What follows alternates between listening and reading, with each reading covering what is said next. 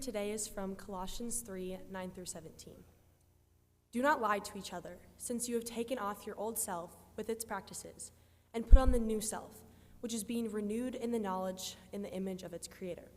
Here, there is no Gentile or Jew, circumcised or uncircumcised, barbarian, Scythian, slave, or free, but Christ is in us all, and is in all. Therefore, as God's chosen people, holy and dearly loved, clothe yourself with compassion, kindness, humility, gentleness, and patience. Bear with each other and forgive one another if any of you has a grievance against someone. Forgive as the Lord forgave you. And over all these virtues put love, which binds them all together in perfect unity. Let the peace of Christ rule in your hearts, since as members of one body you were called to peace, and be thankful. Let the message of Christ dwell among you richly as you teach and admonish one another with all wisdom through psalms, hymns, and songs from the Spirit, singing to God with gratitude in your hearts. And whatever you do, whether in word or deed, do it in the name of the Lord Jesus, giving thanks to the Father through him. This has been the word of God to us, the people of God. You may as well stay up now. Everyone else, if you would like to come up. And if I could have the youth basically along these steps here, facing awkwardly outwards. All right. So this mission trip, actually, I'm sorry, I promised Jake, I promised I wouldn't move around too much. All right, anyway, these are some big people though, right, Jake? This is going to be hard. This is going to be hard for you. Anyway, this mission trip alone is effectively a sermon series. So it's nice that we're sort of jumping in the middle of the cabin life and kind of just taking it over for a bit. Easily, this could be preached on for at least 4 Sundays, 5 even. And I was going to list all the organizations that we actually help with, but I'm not going to. But first, let me just say this. We went to Denver, 25 people, 20 youth, 5 adults. About a third had never been on a mission trip. About a third had been on 4 or 5, 4 and more with me, right? So there was a nice, pleasant mix of wonderful people that all went basically on this. It went flawlessly, right? Everything went perfect? Absolutely. So what I wanted to do is I think the number of organizations that we were actually involved with it had to be somewhere around 10, maybe even more. There was like a lot of them. And sometimes I like to tell you what they were, but I'll just say in general, some of them were this kind of things that you'd expect, like fixing up houses, fixing up their yards, windows and things. Some of them were playing with the community, so playing with the kids in the community and so on. And some of them were like full-on street ministry, going out into the community and assisting in words, actions, prayers, and so on. So what I wanted to do is basically ask a few youth some questions about sort of what they did, and then we'll go from there. So, the first one I think was Naya. Yeah, this is going to be a little something. But anyway, so Naya, here's some questions for you. And the first question is, can you tell us a little of what you did? So one of the days, my group was at a place called Little Help, and this place, we went to different people's houses. This day was only one, and we kind of talked to the owners, and we asked them, hey, what do you need help around your house? Most of these people are older, and they can't really get around to some of their yard work and things like that, and we helped them. So the one guy we were at, his name was Marty, and we took this like massive bush out of his front window so he could actually see out of his window, which was really cool. And where did you see God? I definitely saw God in the other leaders in the other church groups. Even the ones in our group, we had a few of them, and I think just every day they were so excited to help us, but also help obviously their own churches. And one of the other leaders that I was with, he would always like come up with games, and he'd be like, okay, what's this game we're gonna play? And this is what we're gonna do in the car ride, and was always just having a fun game for us to play, and I really saw God in all of them. And do you have a favorite memory? I do have a favorite memory. I really liked all of our worship songs. So each night we'd have a gathering, and we'd do some songs and everything like that. And it was just a really special place to be with everyone and to also be with God at the same time. Thank you. Eric, can you talk about what you did? So one of the days I was serving with an organization called Little Flower, and they are a resource center, so they have clothing, they have food, and as it happened, they got a huge truckload of food from a food bank that arrived like 5 minutes after we showed up. So we got to unload all of that. There was a lot of stuff from Costco, actually, which was kind of interesting. So we sorted through a bunch of like mini pastries that were raw, and we had to put those into bags. And then we also helped them prepare for an auction. And where do you see God? I saw God in all the music that we listened to throughout the trip. Specifically on one of the days, Max and I were sharing a pair of AirPods, and we were sorting clothes at a thrift store. And we were just like at a concert. It was amazing. The energy was incredible. And do you have a favorite memory? My favorite memory would have to be finding a autographed New Jersey Devils jersey. And it was actually autographed by the legendary Martin Brodeur. So that was pretty sweet. This is one of those moments I wish the other Eric had been on the trip, because you would have appreciated it way more than me, so that was good. That was favorite memory, right? Okay, Finn. Our first day at the site, we worked at this place called the Samaritan Home, and they were basically an organization that helped.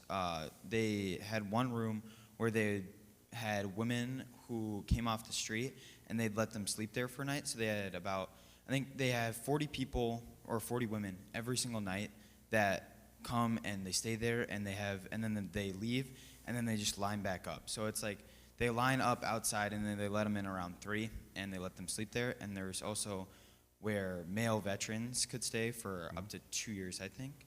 And the one day we were working there, we cleaned a cafeteria so they could eat lunch. And me and Nick actually got to work in a freezer, and we sorted milk. So that was kind of a blessing too, because it was a really hot day and we got to work in a walk-in fridge. So when he talks about heat, I know we all have heat. I get that, but and I know Naya will say it was a dry heat, thus it was better. I think burning up as a candle as I'm walking across a parking lot. It was a hot day, so it was definitely hot. So we appreciated any AC. Where did you see God? I saw God in all the volunteers that were there just because they wanted to be there. Like when we went to Little Flower, there was probably 20 other people that were older people that volunteered there just because they wanted to volunteer. And I saw this woman named Mary that I was talking to for a while, and she actually had been volunteering for 40 years, and she also taught Braille for blind kids for 26. So I really saw God in her and just all the volunteers that were just really willing to help. And a favorite memory? My favorite memory was the foot washing, because it's just a really powerful moment, and it kind of brings like everything together at the end of the week, and it's just, you really feel it, and it is a great memory. Thank you. Please pass to Max. Max, do you want to talk about anything you did? Yes, we went to, on the first day, our group went to this organization called Dream Center, and this wonderful lady named Jen runs the whole place and their team, and what we did that day is street ministry, where we'd go out to these people, the homeless, and we'd give them body armors, Gatorades, and gummy bears for this hot day and to stay hydrated, and we prayed over them as well. And I just want to say, there was a similar kind of experience over in Puerto Rico as well, and I was proud of every one of the youth that were engaged with that, because it's not, normal to walk up to a stranger in the first place, but then to go up to them, offer them basically grace, and then pray with them. That is quite something, and you should be really proud of all the youth and the way they engage with that. Where do you see God? Is that the next one? Yes. Where do you see God? I saw God and my sister, actually. It was probably one of the coolest moments of my life. When we were doing street ministry, I was walking, and I look up, and I see my sister talking to the homeless man, like, right off the gun. Mm-hmm. And she started to, like, pray over him and talk to him, and it was very emotional for me. I thought, being a rookie, that's pretty cool. Mm-hmm. And I will also say that the other leaders in the other groups noticed that right away. Madeline was the first of the youth to go out and actually like immediately engage, and yes, it was very cool. Favorite memory? I got two. I got a funny one and I got a good one. My good memory was obviously the foot washing, and giving like my friends hugs after the foot washing was probably one of the most powerful things that I feel like anyone can feel. There was a lot of love that was shared, and it was beautiful. And my funny memory is I was at this thrift shop the second day, and we were sorting out clothes, and Grant put me in the girls' underwear section. A lot of ladies were giving me questionable looks here and there, so that was pretty good. And as I told Max afterwards, it was incredibly deliberate. I had a couple choices as to who I could put there, and you know, they were all male, so it would have been awkward for all of them. But I thought, you know what? That's the guy I'm going to throw in there. Yeah, that was it, right? Favorite memory? We're good? Okay, so Elena.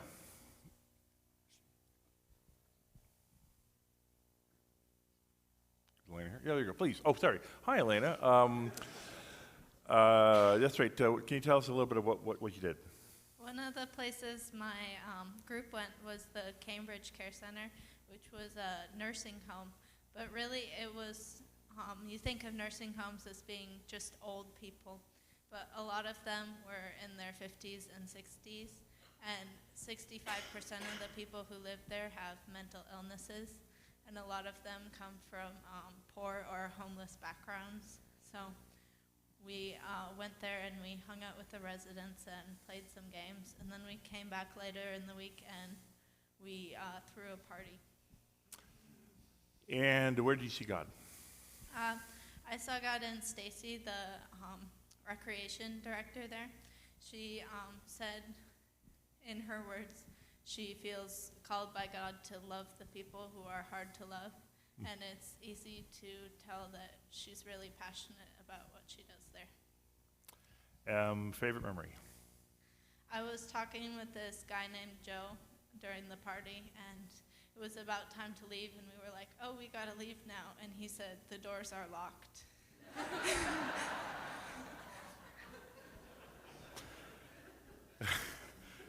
All right, Wyatt. Wyatt, Hello. tell us something about what you did. Yes. First of all, I would like to say a huge thank you to everyone in the congregation who donated and helped fundraise and helped give us the ability to go on this wonderful trip. So round of applause for you guys. That is truly wonderful. We would truly not be able to go on this trip without every single one of your guys' help. Yes, my name is Wyatt. Hi, Wyatt.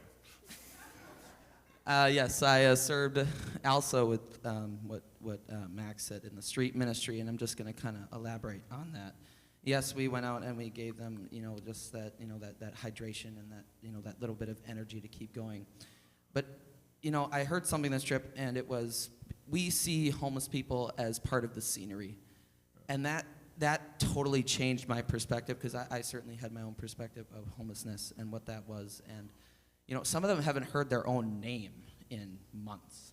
And just to kind of go up to them and ask them their name and, give them that sense of hope, get them out of that loneliness that they've been experiencing was super special. And just, I've been on 4 mission trips with this group, and just amazing people that we have here. And that 45 minutes of street ministry was my absolute favorite service thing that I have ever done.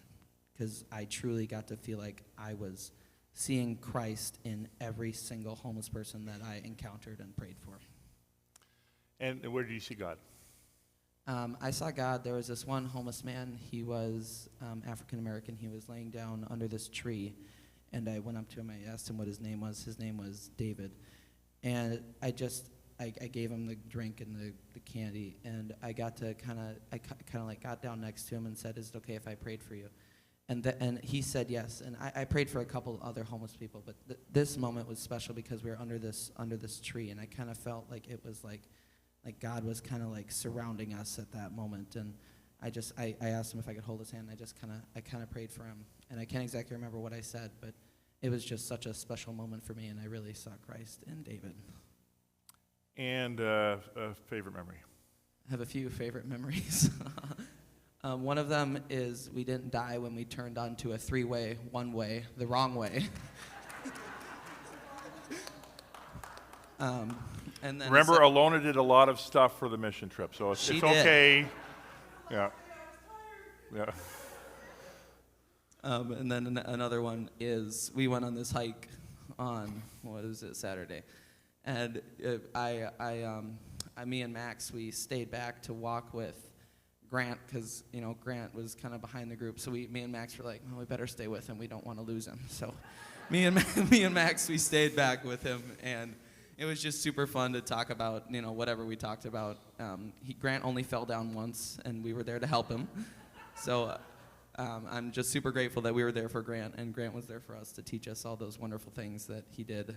I also got to hear his sermon on swearing, which was great too. Yeah. All right. Do any of the leaders want to say anything? It's okay if they don't. Okay. I'm Alona. I am just so blessed to have the ability to be with this group. And like Wyatt said, thank you all for making that possible. If you could just be there for a glimpse of a moment to see how they interact with people not from our group, it is the most incredible thing ever. So thank you, all of you. Great. Thank you. Oh, Sean, too. Okay. Jean wins because she went first. We always say that this is an amazing group. They are deep, they are thoughtful, they are hardworking, they're friendly, they're just open and amazing. But what's wonderful is that other youth from other groups were telling their leaders about how great this group is, and other leaders were asking, what's the magic?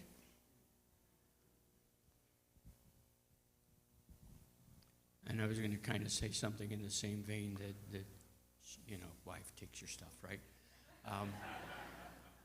But yeah, we did have a lot of other leaders say that. I just wanted to point out, thank you to all of you who wore the colors to support us. We appreciate that matching.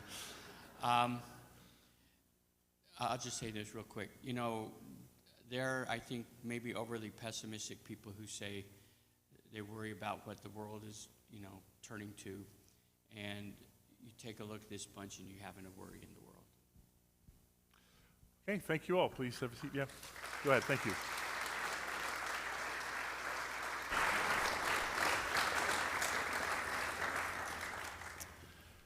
All right, now comes the 45-minute sermon. So, ever since I did the first mission trip here, which Nick was on, I've always really insisted that the youth come up and explain a bit about what they've actually done. And I wanted them to do it. I didn't want to be the guy that actually did it. And as I said, there were lots of different sites. I think probably about 40% of what we did, of the sites, was represented by what they actually said. They did a whole bunch of other things too. And I just wanted you guys to get a flavor of what actually stood out for them.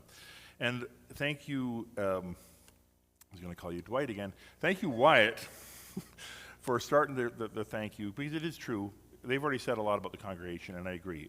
This is absolutely impossible from a cost perspective to actually do this without the support, both through the fundraising thing and just the general support of the actual, through, the church itself.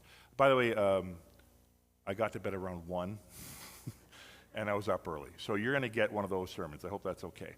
I also do, I really want to thank also the staff also, because it is, for me anyways, pretty chaotic as we come up to this, and poor Eric gets a call about our credit card being, declined. I mean, all this stuff happens, and they are so supportive, so thank you very much. And Heather, by the way, our finance person, is just about to get a bunch of stuff, so I'm sure she's going to be excited about that.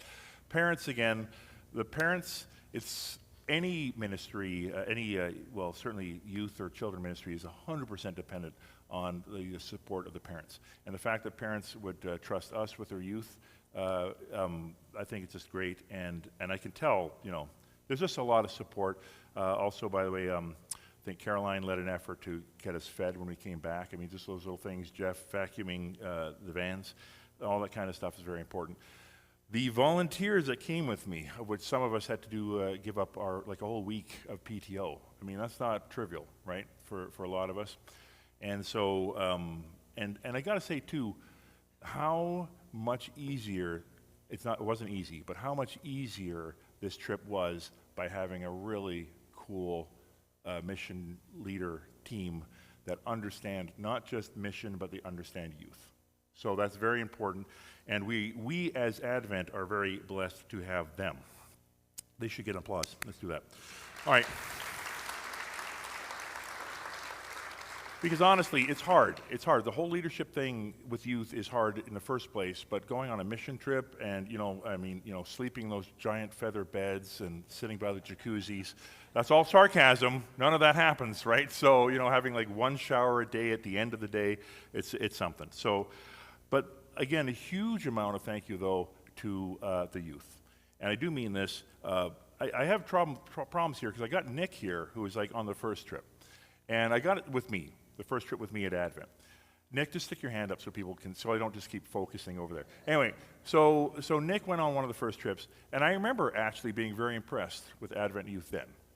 You guys had your moments. Yeah, it's deserving of that look.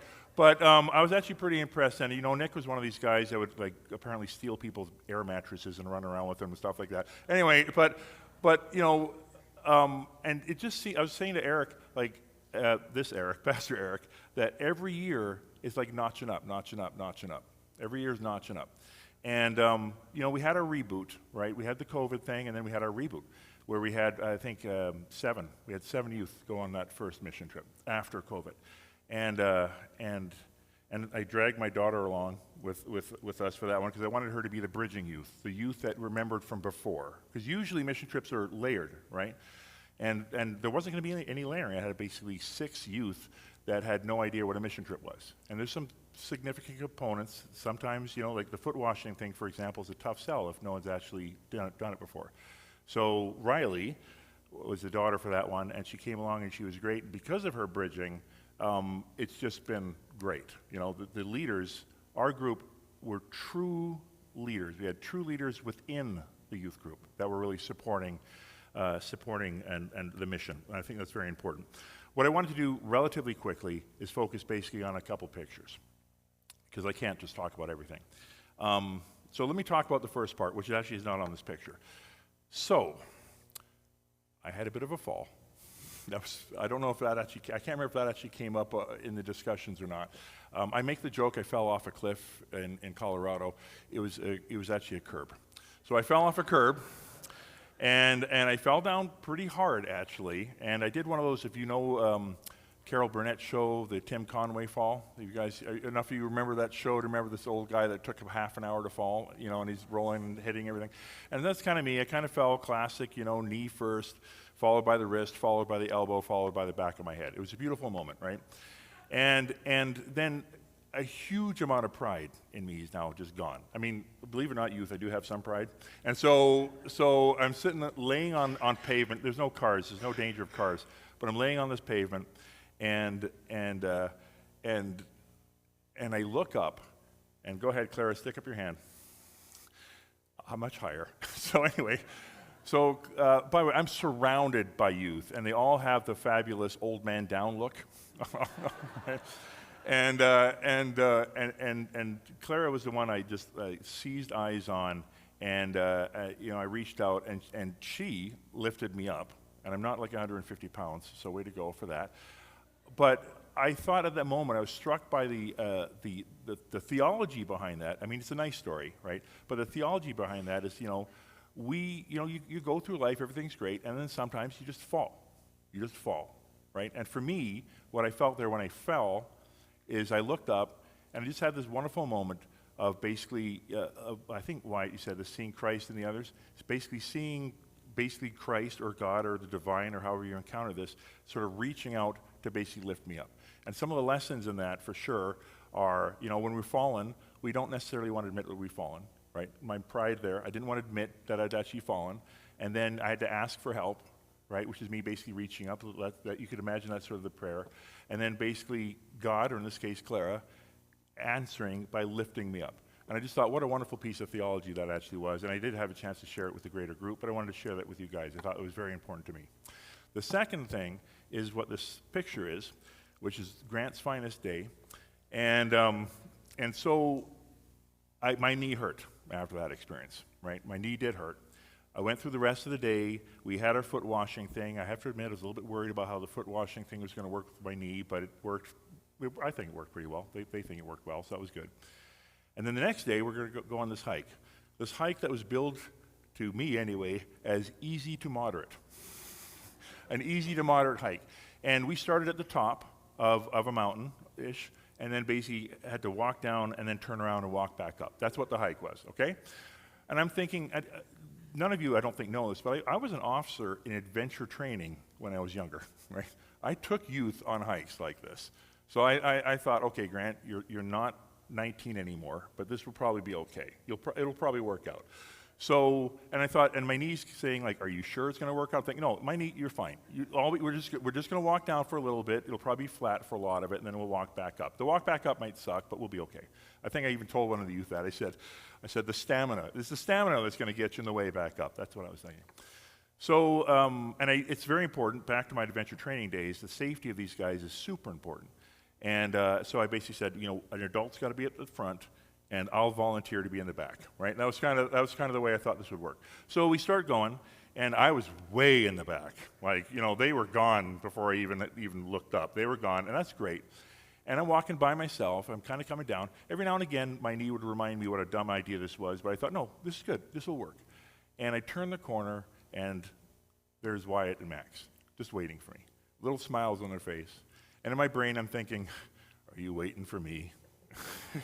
Because I thought maybe they were just goofing off. But oh, no, they were totally waiting for me. And that was great. We had, as you guys said, we had a great time. We were walking around. We were talking about stuff. We actually talked about theology stuff. We talked about stupid stuff. It was a great time as we were walking down this hill. And then we get to the river of gravel. Somehow the incline went to about like 90 degrees. It wasn't really, but it was a fairly steep incline for a person with only one knee. And it was all gravel. And I looked at it, and I thought, no, I'm going to keep going. It's going to be fine. It's going to be fine, right? The knee will hold out. My knee's already mad at me. I figured, what's an extra couple bits of yelling from the knee? So I start walking down, and sure enough, my good leg first. Well, that only works if the ground is there, right? So as my good leg went down into one of the parts of the ground, it slid out, and then the bad knee, the one that didn't want to be there in the first place, basically decided, I'm not going to help you. And down I went, and as I jokingly said to the youth, I left a piece of me on that mountain. It was a beautiful time, right, as I'm sliding down this gravel mountain. And similar to the story I just said with Clara, I don't want to be on the ground. Like, this sucks. And I've got these two youth, who, by the way, thank you for not giving me the old man down look, but, they were still concerned. Wyatt eventually goes off. He gets me a stick. It was a beautiful moment. They managed to get me up. That was really hard because the ground itself is not there, so they actually got me back up again. And then we continued to walk down, and then we get to the bottom, and then I get to see all of their concerned faces, and then sort of we eventually turned around, came back up. This time Eric decided to stick with the other two guys and Alona to make sure we're okay. And so then we all go back up again, and one thing I got to say, again, very concerned for their safety, I made sure they all had water bottles, as all the leaders did. Guess who did not have a water bottle? I remember thinking, oh, that's right, mine's in the car still, but it'll be fine, because, I was the officer in adventure training. I know what I'm doing. It's fine. Well, I think by the time I got down to the bottom, I felt like a prune. On the way back up, I felt like a raisin. Like there was no moisture left in me at all. And again, great youth. They're offering to share their water with me. I'm trying not to because I know that they actually need it. But in the end, we're walking back up. And again, very humbling, and this is where I'm going with both these stories, very humbling to have the youth take care of you. I thought that was very interesting. Like almost all the time with these guys, especially on mission trips, and Alona, but I'll just talk about me because it's my time. I'm sitting there, I'm trying to make sure, are they safe? Do they have what they need? Do they, are they ready for this trip? If they're out of sight, I'm freaking out. I'm always trying to make sure I know where they are, what's going on. And I'm the one looking after them. And in the case with Clara, she's the one that picked me up off the ground. I didn't pick up youth off the ground. That's an incredible reversal for the way that I've seen ministry for me. And then in this case, having these 3 strapping young lads basically literally surrounding me like guardian angels to ensure that I don't careen to my death, or in this case, even just simply stop. I think there may have been some concern about my heart, but I'm just being clear. I'm fine, but whether that's pride or not, I don't know. But what I want to basically say about the point of this story is, for both, is because how does this matter to you that I fell on the hill? How does this matter, right? I don't want this just to be a report about the mission trip. I want you to understand the theology. So I think that, as I think some people have said, some people think that, they underestimate youth. They do underestimate what youth can do, how they can think. I remember being told at one point, don't use the word theology for youth. That's too big of a word. And I came from a militaristic background. And in my militaristic background, we had very high expectations about how you should perform in a militaristic environment. And I carried that over to youth. They have no problem talking theology. No problem. We had some theology with half of my, sitting on the mountain. We can still talk. They are ready to talk about that. So for sure, if you have youth in your life, you can certainly talk about theology. These guys are natural theologians. And in the case of Advent, these guys are natural helpers. That picture, I think, was probably the last 10 minutes of my life, I think, because we were nearly at the top now, and they just step in and they fill the gaps. They want to do this, and I think I want you guys to understand that they basically they understand ministry and they live into this. When I think about the sites that we were at, right, because these are normal. These are, I'm assuming, are you guys normal? They're normal teenagers, right? These are normal teenagers, right? We get fed all this stuff on social media about how bad everything is, and there's definitely some stuff that needs to change. And these guys have a 5-second attention span, or these guys, they have no idea what life is like or whatever. They understand, right? They have an attention span.